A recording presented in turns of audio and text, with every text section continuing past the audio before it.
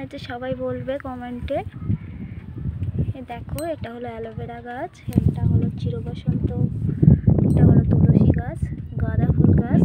সব কেমন হয়েছে সবাই বলবে।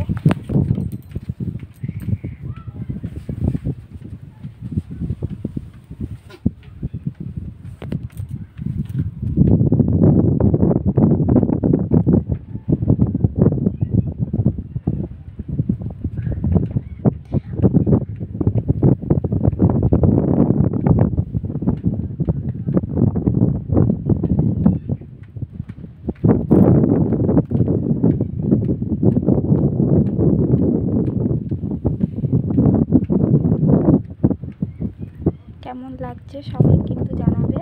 আর আমার ছোট্ট ফুল বাগানের জন্য